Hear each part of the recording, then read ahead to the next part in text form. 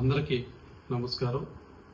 ఈరోజు మనం Geetamayi legal service ద్వారా ఒక ఇంపార్టెంట్, ఎందుకంటే ఈ యొక్క విషయాన్ని మన విదేశాల్లో ఉంటూ వారు అడగటం జరిగింది.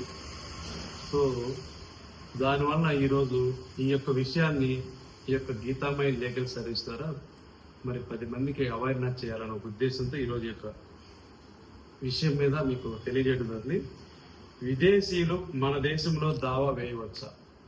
ఇది చాలా వెరీ వెరీ ఇంపార్టెంట్. ఎందుకంటే ప్రతి దేశంలోనూ విదేశీయులు ఉంటారు.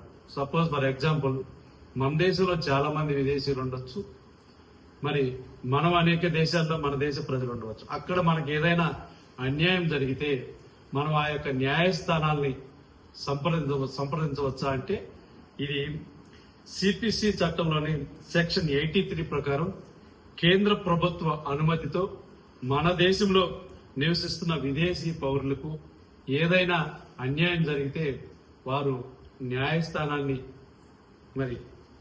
న్యాయస్థానంలో దావా వేయవచ్చు.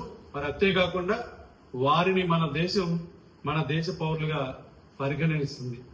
మరి ఇది ఒక్కొక్క దేశంలో ఒక్కొక్క రకంగా చట్టాలు ఉంటాయి కాబట్టి ఇది భారతదేశం యొక్క చట్టం. ఇప్పుడు సిపిసిలో నేను చెప్పింది. మరి ఇంకొక దేశం సపోజ్ ఫర్ ఎగ్జాంపుల్ యూకే ఉంటుంది, అక్కడ ఒక చట్టం ఉంటుంది. యుఎస్ఏ ఉంటుంది, అక్కడ ఒక చట్టం ఉంటుంది. కాబట్టి మన భారతదేశంలో సిపిసి చట్టంలోని సెక్షన్ 83 ప్రకారం మరి మన దేశంలో యొక్క న్యాయ వ్యవస్థలు ఏ విధంగా ఉంటాయి అనేదాన్ని ఈ రోజు మనం ఈ యొక్క గీతామయి లీగల్ సర్వీస్ ద్వారా తెలియజేయడం జరుగుతుంది. ఎందుకంటే ఇది ఒక విదేశీస్తుడు ఈ రోజు మనల్ని ఈ యొక్క సమస్యను అడగడం జరిగింది. ఆ యొక్క సమస్య మీద మనం ఈ రోజు గీతామయి లీగల్ సర్వీస్ ద్వారా వారికి ఈ యొక్క అవేర్నెస్ కార్యక్రమాన్ని తెలియజేయడం జరిగింది. మరి థ్యాంక్ యూ అండి. మీ తమ్మినేని పాండు, అడ్వకేట్, ఆంధ్రప్రదేశ్, నెల్లూరు.